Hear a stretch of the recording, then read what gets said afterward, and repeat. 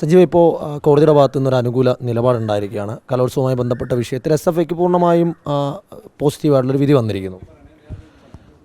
ഈ പറയാനുള്ളത്, കഴിഞ്ഞ ഗവർണർ നിയമിച്ച താൽക്കാലിക വിസിയാണ് മോഹൻ കുന്നുമ്മൽ.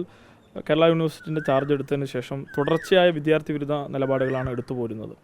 നിരന്തരം SFI അത് ചോദ്യം ചെയ്തിട്ടുണ്ട്. ഒട്ടനവധി തവണ SFIക്ക് വൻ പിന്തുണ, ജനപിന്തുണയും വിദ്യാർത്ഥി പിന്തുണയും എല്ലാ തരത്തിൽ മാധ്യമങ്ങൾ ഉൾപ്പെടെ നൽകി പോന്നിട്ടുണ്ട്. അതിൻ്റെയൊക്കെ അർത്ഥം നമ്മൾ മനസ്സിലാക്കേണ്ടത്, എല്ലായ്പ്പോഴും ശരിയുടെ പക്ഷത്ത് നിന്ന് വിദ്യാർത്ഥികൾക്ക് വേണ്ടിയും പൊതുജനങ്ങളുടെ ആവശ്യപ്രകാരവുമുള്ള പോരാട്ടം തന്നെയാണ് SFI ഏറ്റെടുത്തത്. അതുപോലൊരു പോരാട്ടം തന്നെയായിരുന്നു SFIക്ക് ഇതും.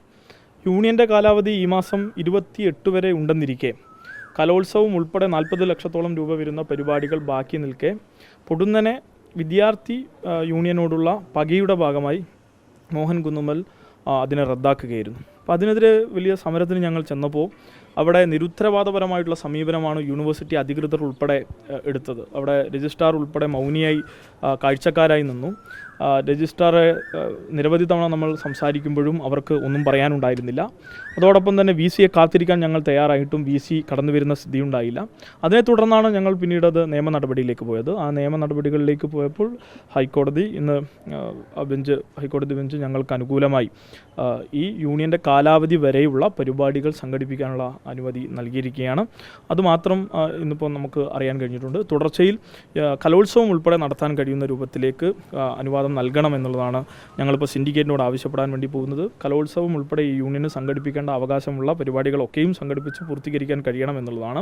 ഇതിനോടൊപ്പം ഞങ്ങൾക്ക് കൂട്ടിച്ചേർത്ത് വെക്കാനുള്ളത്, ഈ പറഞ്ഞ തെറ്റായ നിലയിൽ ഇടപെട്ടുകൊണ്ടിരിക്കുന്ന കേരളത്തിലെ സംഘപരിവാർ നിയമിതമായിട്ടുള്ള താൽക്കാലിക VCമാർ, ആ VCമാർ തൽസ്ഥിതി തുടരുകയാണെങ്കിൽ ഞങ്ങളിപ്പോൾ നടത്തിയിട്ടുള്ള സമരങ്ങളുടെ വൻതോതിലുള്ള വേലിയേറ്റം ഇനിയും സർവകലാശാലകളിലേക്ക് ഇരമ്പിയാർക്കും.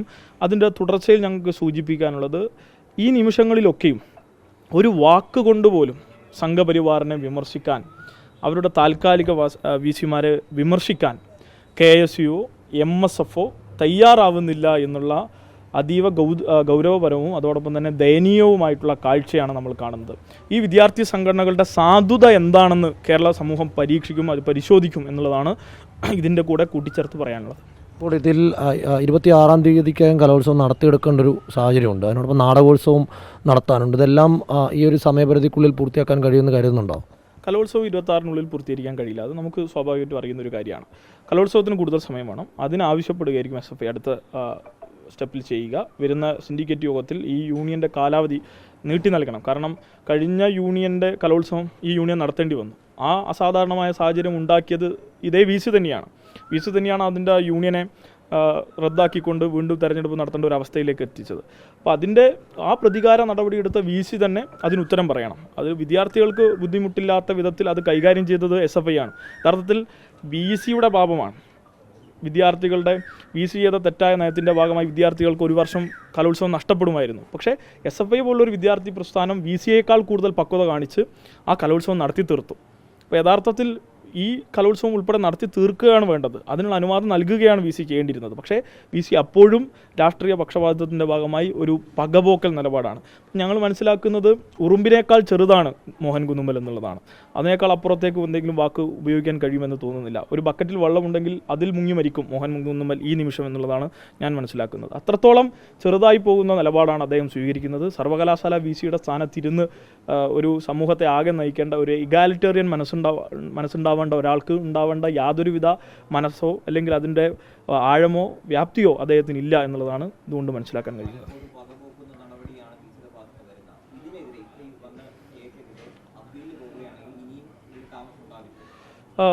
തീർച്ചയായും ഞാൻ പറയുന്നത്, സ്വാഭാവികമായും അദ്ദേഹം ഈ സർവകലാശാലയുടെ മുഴുവൻ വിദ്യാർത്ഥികൾക്കെതിരെയാണ് പ്രവർത്തിച്ചുകൊണ്ടിരിക്കുന്നത്.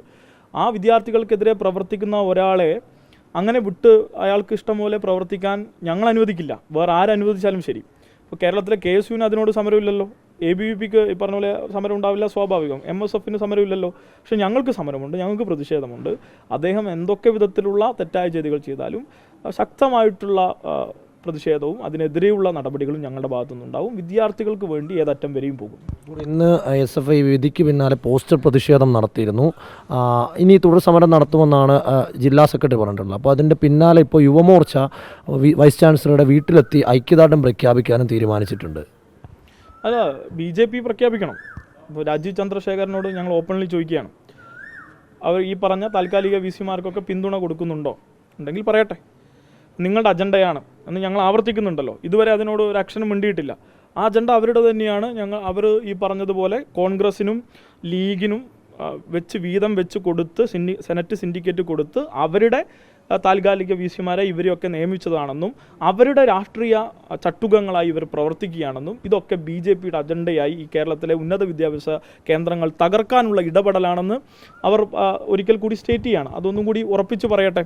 അപ്പോൾ ഞങ്ങൾക്ക് പറയാനുള്ളത്, ഇത് ഞങ്ങൾ നേരത്തെ പറഞ്ഞ ആരോപണമാണ്, അത് ഉറപ്പിക്കുകയാണ് യൂത്ത് കോൺഗ്രസ് ഈ പറഞ്ഞ യുവമോർച്ച ചെയ്തിട്ടുള്ളത്. അത് ഒരിക്കൽ കൂടി കേരളത്തിൽ തെളിഞ്ഞു വരികയാണ്. ഞങ്ങൾക്ക് കൂട്ടിച്ചേർത്ത് പറയാനുള്ളത്, ഇത് ഇനിയും ആവർത്തിക്കുമെന്നുള്ളതാണ്. ഇതിപ്പോൾ ഒരു യൂണിവേഴ്സിറ്റി കാര്യത്തിൽ മാത്രമാണ്. യൂണിവേഴ്സിറ്റി കാര്യത്തിൽ സെനറ്റും സിൻഡിക്കേറ്റും കോൺഗ്രസിനും ലീഗിനും കൊടുത്ത് വൈസ് ചാൻസലർഷിപ്പ് BJP എടുക്കുകയാണ്. ഇത് തന്നെയാണ് ഞങ്ങൾ കേരളത്തിലെ LDF ആരോപിച്ചുകൊണ്ടിരിക്കുന്നത്. എന്താണോ BJPയോട് ഡീൽ നടത്തിക്കൊണ്ടിരിക്കുന്നു, എന്താണ് ഡീൽ? ആ ഡീലിൻ്റെ ഉദാഹരണങ്ങളാണ് ഇതൊക്കെയും. സർവ്വ മേഖലയിലും ഡീലാണ്. ആ ഡീലിൻ്റെ സർവകലാശാല മോഡലാണ് നമ്മളിപ്പോൾ കാണുന്നത്.